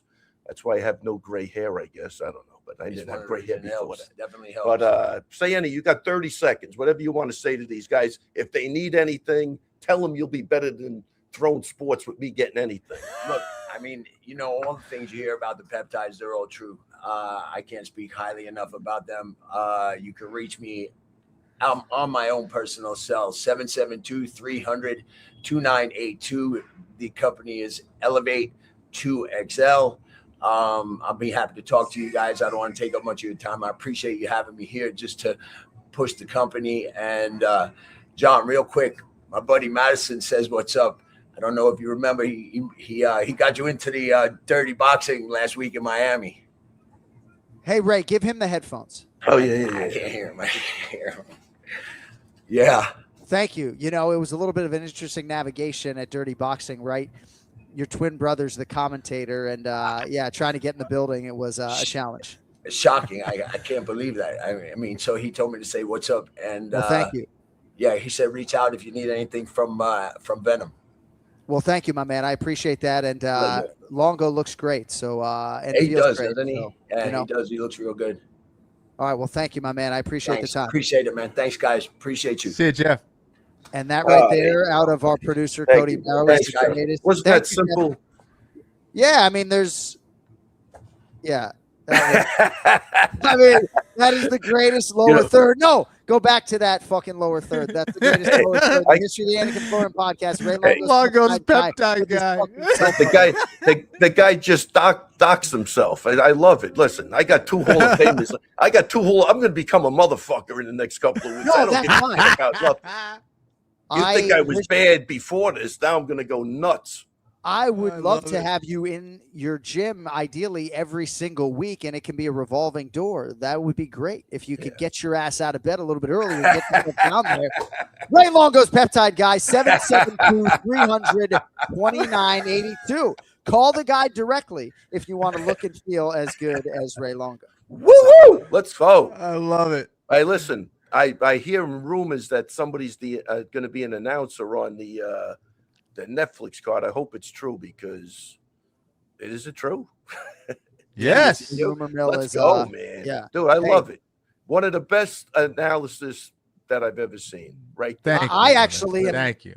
I said the best when you consider all things when it comes to MMA analytics, right? Thank you. Real quick, Ray, 2 things before we let you get out of here, unless you have, other people like Nazim Sadikov that you want to Naz will say hi before he goes. Hey, real quick. Yeah.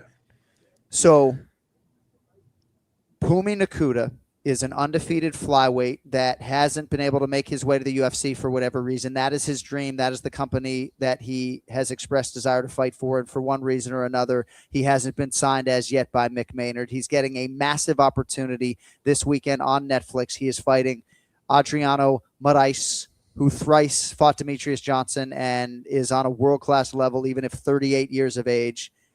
Humongous fight coming up this weekend. Your thoughts on that? I just couldn't be happier for this kid. The fact that he persevered this long, knowing that he probably had zero chance of getting in the UFC and still hanging around and fighting. This is a beautiful opportunity for this kid.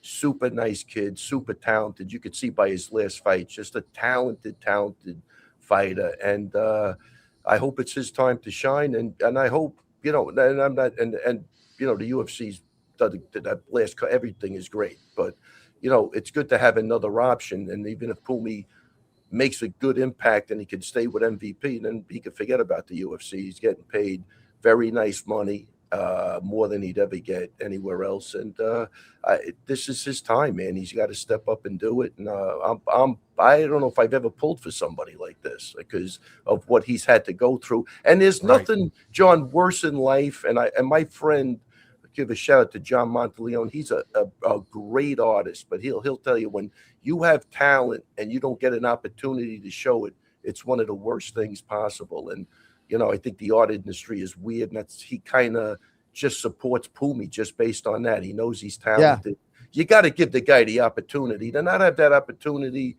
and have 5 local belts and be undefeated, it's kind of shitty, man. To me, I don't know. I'm here for the rest of my life to help people. I've done a lot. Like I said, I joke about the whole thing. I mean, look what you just did for your peptide guy, right? Yeah. Helping people 100%. Every day. Yeah. Yeah, but you'll get peptides out of that if you want. That's the beautiful thing about it. There you go. Well, my college roommate, guy will come through. My college roommate, who is a doctor and biologist, told me to call him before I put any of that stuff in my body. But anyway. Which is 100%. Listen. All right, true. I have 15 seconds left with you. Yeah.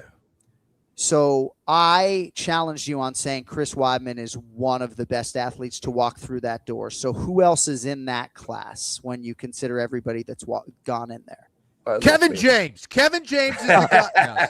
Hey, wait. First off, Kevin James is an unbelievable athlete. Is he? Let me tell you, awesome. so we all went one day to Shea Stadium for looking for a fight to hit baseballs. I don't think anybody got the ball out of the infield. Kevin James hit that thing over the fence. Wow. He whacked that thing. Wow. And damn. Kevin James is a really good athlete. But come on, man. Look, it's not me. I've been blessed with Sarah's mentality. You even go back and look at Sarah when he was fighting GSP, the calm demeanor, and it's just Weidman. Marab, who has a better mentality than that guy. Al. To me, the list goes on and on. I was gifted great athletes, all of them in their own right have something very, very special. And it elevated me to where I am today. And I can't thank those guys enough for what they've done. And I poured my heart out into everything and probably sacrificed my family more than I should have, but I think I held it together. But there were a lot of sacrifices to make. And, the one thing I tell my wife is that it could have been worse. I could have sacrificed that time and sucked. That would have been bad. But, we got something going, so and she gets to benefit from a lot of this stuff, even locally and abroad and all of that stuff. So it all worked out. But all of those athletes was very, very special. Weidman, at the time he came through that door, was something like I've never seen before. And again, he gave me the confidence as a coach to step forward and have a voice like I do now, more than anybody. I was hearing about Chris before he was even in the UFC. They were talking about this guy at Henzo's that was showing up this jiu-jitsu, tapping everybody out. Yeah. Kenny, it's like I tell these guys now, I want a guy that could clear the room out. You know what I mean? Sarah, same thing. He'd roll with 40 people in a row. He was tapping everybody. Yeah. You know what I mean? He even tells the story about Frank Mir wait until the end to, when he did the seminar over there. But Sarah was going to get you back in the day. He was one of the best jiu-jitsu players. It was unbelievable at that time. There's just no joke. So are you that guy? Can you clear out a room? Because if you're not, there's a chance you're not going to make it, man. It's amazing how much connective tissue there is between you and Chris Weidman, and sort of how much you both have done to enrich and enhance each other's lives, especially professionally. It's special. Obviously the personal connection is undeniable, right? But when you say like maybe you wouldn't be on this podcast without Weidman, it's a powerful statement. We love you, buddy. We got to fly. We got to move it forward. But thank you for the extended time. If we're still live in 30 minutes, we'll come back on with you and Nas, okay? Awesome, definitely. All right, thank guys, you, my man. Take it easy, man. Love you guys. All right, Ray Longo minute. We love the shit out of you. Congratulations. NBA playoffs are going off, and DraftKings Sportsbook, an official sports betting partner of the NBA, brings excitement to every game day the whole postseason. When the lights get brightest, you know what it is. The best players in the world show you acutely who they are. And you can bet everything on there. Player props, bet live, futures, and only DraftKings Sportsbook keeps you in the action all the way through. New DraftKings customers bet just $5, and you'll get $100 in bonus bets instantly. Just download the DraftKings Sportsbook app.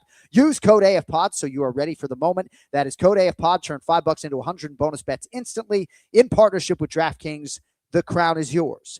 Gambling problem? Call 1-800-GAMBLER or 1-800-MY-RESET. New York, call 877-8-HOPE-NY or text HOPE-NY. Connecticut, call 888-789-7777 or visit ccpg.org on behalf of Boot Hill Casino in Kansas. Wager tax pass-through may apply in Illinois, 21 plus in most states. Void in Ontario. Restrictions apply. Bonus bets expire 7 days after issuance. For additional terms and responsible gaming resources, see dkng.co/audio. Limited time offer. All right. Let us go three wide and welcome in Yanni The Greek as we spin it forward. UFC Fight Night Allen versus Costa. Rest assured, I will have more from Ken Flo on the back end. Just a few housekeeping items on UFC 328. Yanni, it's good to see you, my man, as Aaron Judge just continues to fucking rake. We'll go fairly quick on the UFC stuff. We want to get into the MVP 1 Rousey versus Carano card as well. Kenny will probably be limited in his analysis, saving his bullets for this weekend. But let's see the extent to which bantamweight Malcolm Wellmaker can rally here from his first career defeat to Ethan Ewing, and much was made of that setback at Madison Square Garden. It was a big showcase, a last-minute opponent. Here he's minus 280 against Juan Diaz, who comes back plus 210. Diaz breaking in his contract in a big way here. Yanni, any thoughts on this one? Well, the Ewing loss was a lot more respectable, with Ewing bouncing off of that with another W in a third-round knockout of Esteban. So it gives a little more credibility, maybe too much too soon in the Wellmaker side. And now he's going against Diaz, who is kind of in that boat, coming off the Contender Series. This is his debut, but we know he comes from that solid gym, and this is as well-rounded of a guy as you're going to get, and as dangerous of a grappler. With that said, I think Wellmaker bounces back off that loss. And more importantly, the betting line has dropped, and I think it's going to continue moving in this direction of Diaz, because he does appear to be a live dog on paper. But as this line drops, gets anywhere near that 2-1 range, I think you got to look to Malcolm Wellmaker to bounce back and get that W off that tough unanimous decision loss and get back on track. So I like Wellmaker as a favorite. It's just so interesting, because sometimes me and my twin brother will be like, can you envision a world in which we wake up on Sunday morning and Malcolm Wellmaker has lost 2 in a row? And I know intangibly, I mean, I know it has nothing to do with actual numbers. Kenny, you think Wellmaker can right the ship here or what? Ken, you're muted, buddy. Sorry about that. It's tough because, Juan Diaz, he's a Peruvian brother over here, so I got to be pulling for him. But he's very talented. That spinning elbow that he hit on Dana White's Contender Series was insane. I do think that he's pretty versatile in his skill set, but I think Malcolm Wellmaker is looking for a big comeback here. I think he realizes this is a good fight for him. And yeah, I like Malcolm in this spot. I don't know as much about Diaz. I just know the extent to which Wellmaker wants to be an all-time great. So we'll see how it goes for him. All right, co-main event at featherweight. Close fight on paper, or so it would appear. Daniel Santos minus 142, Doo-Ho Choi plus 120. Initially booked in Perth last September, so seemingly the UFC wants to keep this fight together. Choi pulled out with a knee injury. What do we make of this one, Yanni the Greek? Yeah, and I think that information is why this line's moving, because it was a coin flip. Odds makers sent it out as a coin flip, and since then it's been bet up on the Santos side. And that's where I find a little bit of value on Choi. He's won 2 straight, but zoom out a little bit, and he had lost 4 prior, but strength of schedule is everything. Santos side, 3 straight wins after losing in his debut. 4 years younger, but he will be at a disadvantage, especially in reach here against Choi, who's going to have that stand-up advantage. That's where he's going to be dangerous. And more importantly, he's got a sub-threat as well. So if this goes to the ground, he's not like a fish out of water. At plus money, I got to look to the Choi side. I understand the move on Santos, especially since the fight has been remade. But at plus money, again, I think this is a coin flip type of fight. Give me Choi at plus, I'll take him. Ken Flo, any hard and fast thoughts on the co-main event? Yeah, I think Santos is a really talented striker. Sometimes I get a little concerned about his chin at times, and that's tough against someone like Doo-Ho Choi, who I think is going to be the better boxer. I don't know if he's the better striker overall, though. I think Santos has a lot of different tools. I think he can also maybe take this fight to the ground. I think the odds seems like it's a just about right, but I'm going to go with the Brazilian here. I'm going to go with Santos. All right, most fascinated to get your thoughts on this main event. Bit of a crossroads fight, perhaps, in the featherweight division. Arnold Allen minus 198, Melquizael Costa plus 164. So Costa is rising 26-7. He's won 6 in a row, Yanni, and all against increasingly tough competition. Brutal knockout of Dan Ige in February. I'm dying to know if you think there's anything to be had with this potential contender Costa. I think you're going to see some love for Costa as the recreational bettors get to the window, but I wasn't surprised to see the sharps jump on Arnold Allen immediately at opener, because he's about a minus 150, and now he's closer to that 2-1 range where he's got to win the fight 2 out of 3 times to kind of break even. And I think that's right. I think that's going to force most sharps to sit this one out, because even though Allen's lost 3 of his last 4, it's the level of competition. I mean, it's Jean Silva, Evloev, Max Holloway. I'm not too sure Costa would fare very well against either of those 3. And more importantly, the fact that Allen, especially against the Silva and Holloway side, that he's able to take them to a decision, full 3 rounds with tough guys like that, 5 rounds in the case of Max, tells you Allen's as tough of now as it comes. And with Costa, he's a closer. well above that featherweight average, whether he wins or loses. And I think that's where Allen kind of has the advantage, is that durability, that toughness. I lean Allen, but the line moves forced me off. Instead, I'm going to look over. Anything less than 2-1, I'm going to look to go over. This is one of those 4.5s that I love. I talked about it last week with the main event and co-main lined at 3.5. Blindly, if you just went over 3.5s and 4.5s, you have a double-digit return on investment over the last 5 years plus. We're looking at another 4.5. Got to pay a little bit of juice, but anything less than 2-1, I think the over, because we're looking at two very durable guys. Allen's never been finished in the UFC. Yeah. And I think Costa, it has the durability as well, especially against Allen's style. At one point, Arnold Allen was 10-0 in the UFC. Kenny, you know how well-trained he is. If he is ever going to fight for the title, this is one he absolutely needs to have. What are your thoughts on the main event, kid? Yeah, and he's going against a guy in Costa who, has just impressed me more and more and more, now on a 6-fight win streak. And this guy has finishing ability on the feet, on the ground. I think Arnold Allen's experience is certainly going to come into play here. But I think Costa is enough of an underdog where I see value. When you're looking at, Allen, he's been in some really tough fights. He's taken some damage. And there's certain times, the thing that concerns me most about Allen is sometimes I feel like he takes his foot off the gas a little bit. I would like to see more volume out of him. I'd like to see more passion out of him sometimes in some fights. And I haven't seen that in the last few. So that was a concern for me. He could certainly get it done here and kind of use his experience against Costa. But I think Costa, I think his offensive weapons might be a problem for Allen on Saturday night. A lot of long-range weapons out of that Melquizael Costa. Fascinating main event inside that little octagon at the Apex coming up this weekend. We'll get the bets on the back end of the show, but you may have also heard Most Valuable Promotions and Netflix putting on a blockbuster MMA fight featuring a triple headliner of fan favorite fighters on Saturday, May 16th. It is Netflix's first MMA fight, and it shapes up as a good one. For the main event, Ronda Rousey back to shake up the world of combat sports with her first fight in nearly a decade. She takes on the fellow women's MMA pioneer, Gina Carano. Combat sports icon Nate Diaz, immortalized behind me, set to face platinum Mike Perry. Francis Ngannou, widely regarded as the hardest puncher in MMA history, will also be facing off against Felipe Lins in a heavyweight bout that you won't want to miss. 5 rounds, 5 minutes each. One chance to leave it all in the cage. You don't want to miss this. Watch Ronda Rousey versus Gina Carano live only on Netflix, Saturday, May 16th, 9 p.m. Eastern, 6 p.m. Pacific. All right. Because Francis Ngannou is a minus 1450 betting favorite and Felipe Lins comes back plus 850, we're going to focus on the co-main and the main event. Ken Flo going to be part of the commentary team, so you're not getting picks out of him. Mike Perry, minus 218. Nate Diaz, plus 180. A little background for you guys. Platinum's last MMA fight was a loss to D-Rod, Danny Rodriguez, more than 5 years ago. That dropped him to 14-8 in MMA. A lot of financial gain, of course, and professional success with bare knuckle boxing. And now he returns to the mixed martial arts proving ground. Yanni, I'm pretty fascinated to hear what you have to say about this fight and just to watch the fight in general. Who do you like? I agree with the odds makers. I disagree with the market. And this is what I expected here, where the odds makers were going to bring the price out closer to what the true line should be. And the bettors are going to do what's expected. And that's they're going to bet on the side of Diaz. He's the fan favorite. He gets money anytime he's fighting, regardless of promotion, regardless of the combat sport. He's going to get money at the window. And this line's going to continue to drop. And I think that's where you're going to get a ton of value on the Mike Perry side.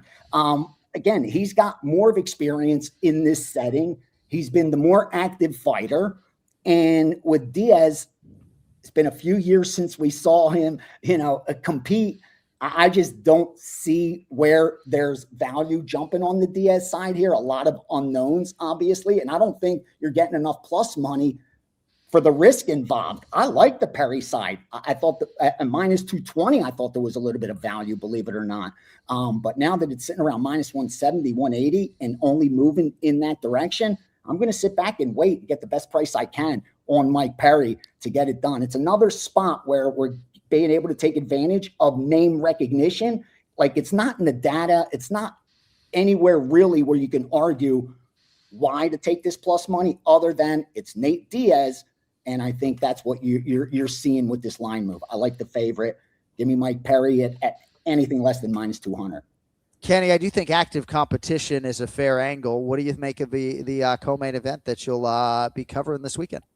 Yeah, I mean, both these guys have fan-friendly styles, so these guys are both absolute savages. I think Mike Perry is, very good at getting off to a good start, whereas Nate Diaz is more of a slow starter and finishes strong. So I think Mike Perry's best bet is going to look, I think he's going to try anyway to try to get Diaz out of there early, and then we've seen Diaz, get hurt, come back, and then finish strong and get the knockout himself. So I think Nate Diaz finishes strong. Look for him to kind of, pour it on late in this fight. But it's really tough to see who's going to win that one. I think both guys have their chances. Nate Diaz, of course, is going to have the advantage on the ground as well. But I don't know if he's even going to want to take it there. I think this is just going to be a standing brawl for sure. All right, main event in the featherweight division. I'm curious how many people are salivating to bet on Gina Carano. She is plus 400. Ronda Rousey is the minus 535 betting favorite. So Carano is 7-1 as a pro, Yanni. I covered her fourth pro fight in Tunica, Mississippi in 2007. She has not competed in MMA in almost 17 years. Last fight against Chris Cyborg in August of 2009. I mean, I'd rather bet on ping pong. What are your thoughts on the main event from a betting perspective? I could not agree more. And there's a lot of money to be had in table tennis. No, I know, of course. with I didn't mean to denigrate table tennis at all. with that said, I could not agree more. To lay the 500 on Rousey just makes absolutely no sense, even though she should be a rightful favorite. And this is more or less the bookmakers saying, we don't want Rousey money. Put a flyer, sprinkle a little something on Carano, and have something to cheer in. And I think that's what they're going to get. But it's as long as Rousey stays in her wheelhouse and doesn't try to make it a stand-up fight like with Amanda Nunes, she should be just fine. It's been a long time since we've seen Carano compete. It's Rousey for me. I'm not excited to take the plus on the Carano side, but I there's much better spots to lay my money than laying 500 on Ronda Rousey. So not to waste the viewers' time. Rousey gets the W, but there's no betting value there. Kenny, some quick thoughts on the main event that we will see this weekend live on Netflix. Yeah, I mean, these guys in their era, were the two faces of women's MMA. And I think this is the fight that a lot of people wanted to see for a very long time.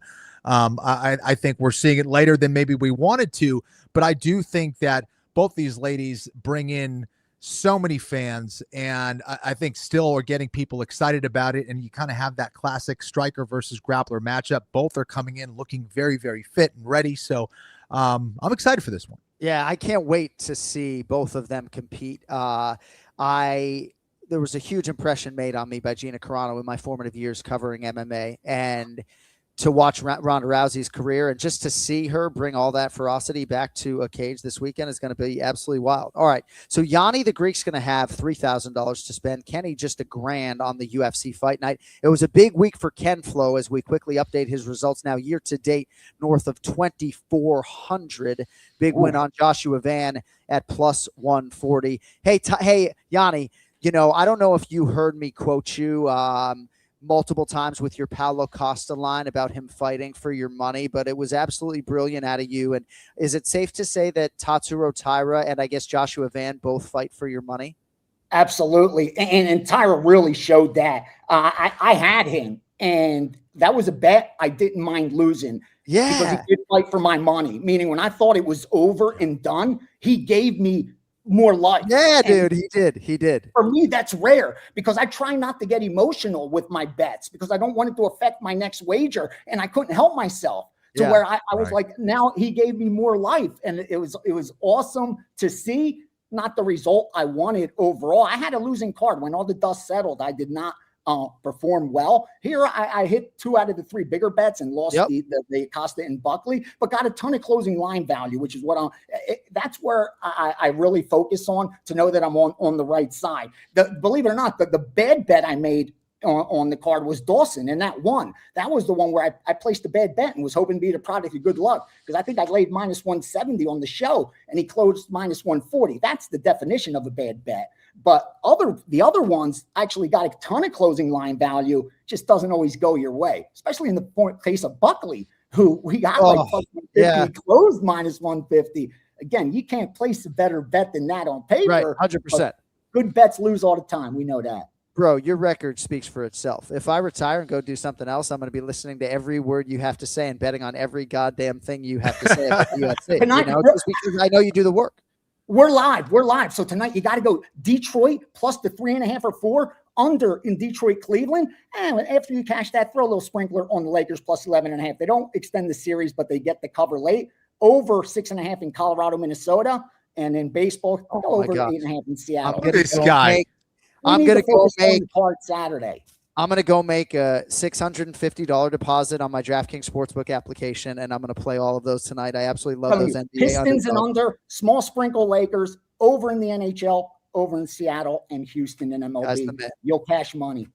Giving us value, man. I know when you're on this show, I'm forcing you to make these combat sports picks like 6 days out. So what do you have for us on these fight cards this weekend? All right.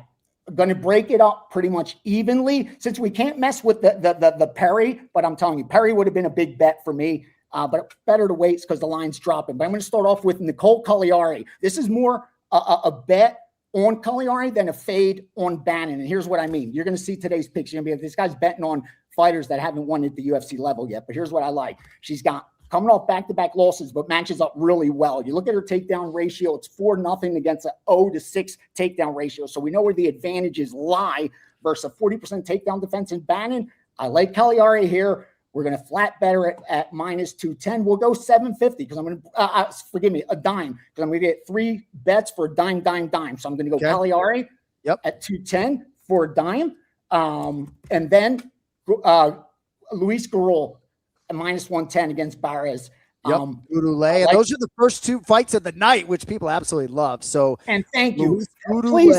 Please, Jay, always correct me. English is my second language. I have a hard enough time with regular words, let alone some of these things. Like that was a really tough one for me. So thank you. Gouroulet minus 110.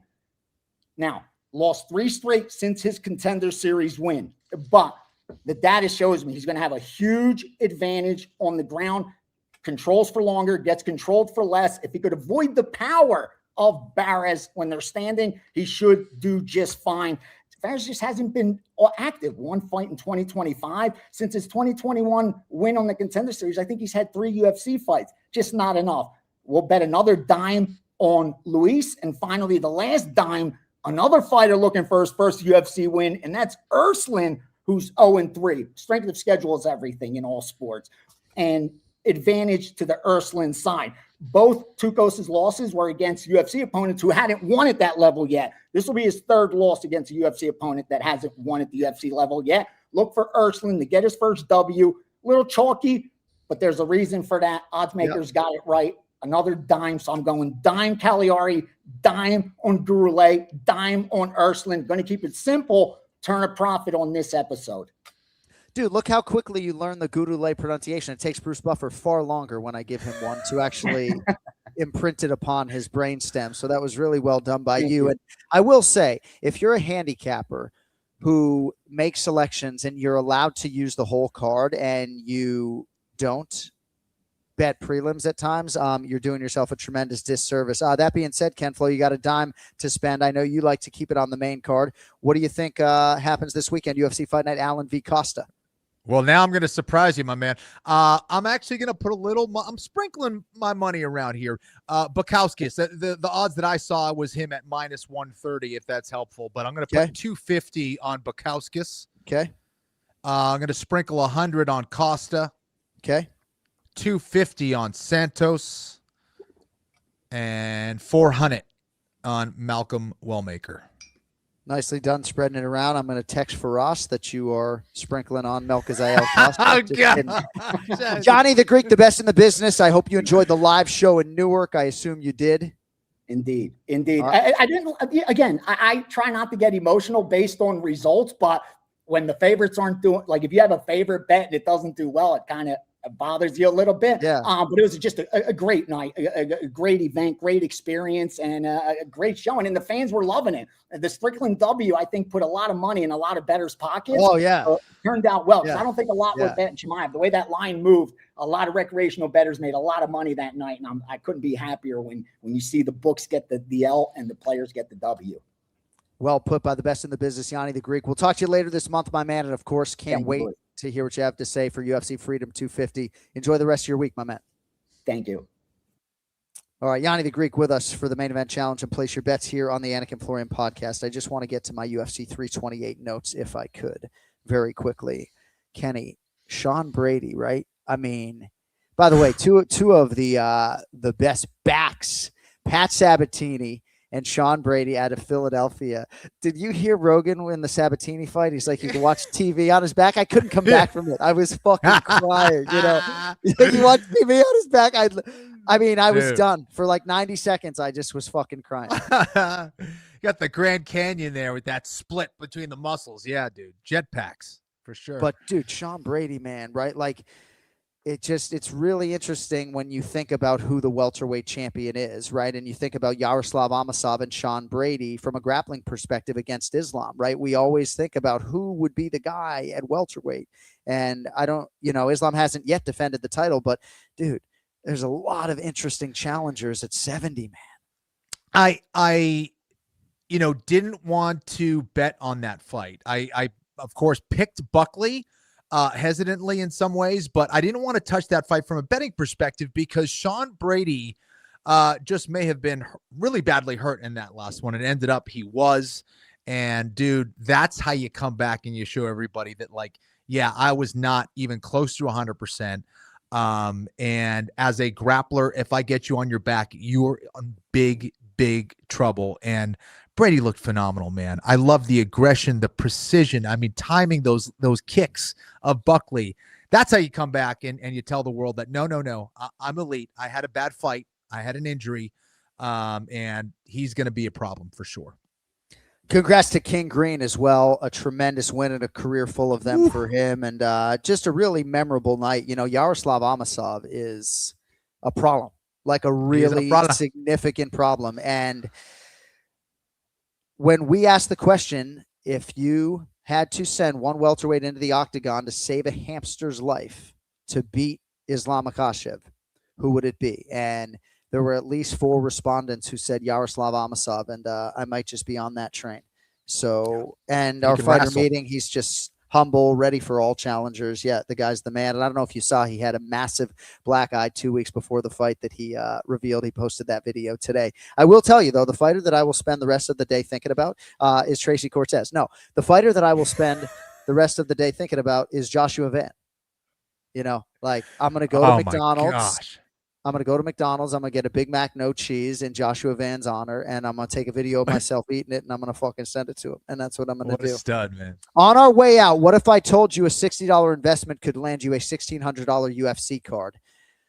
Most exciting part of the show right here, right now. Home of Fight repacks, powered by collectibles.com. So you secure your pack inside as an authentic rated UFC card. From there, a lot of options. You can keep it in your secured online vault. That's where my big Sean Brady hit is, in that vault, right? He goes on to be champion. That might be an even bigger hit. You ship it home to your collection if you like, or you can move it right back, sell it right back to collectibles.com. If you love MMA, if you love the anticipation, if you appreciate championship level stakes, of which there are some right here, right now, this is your moment. Go to homeoffightcards.com or download the Collectibles app and get in on the action, because sometimes the biggest wins don't happen inside the octagon. All right, Ken Flo's account is locked and loaded. And let's see if you can get a big hit, because you haven't had a quote-unquote big hit or solid hit just yet. There's been a lot of Damir Ismagulovs. Yeah, exactly. Let's go. What do we got here? Open now. That music's supposed to be there. I can't wait for the music when my selections are made. Where is it? I want to see it.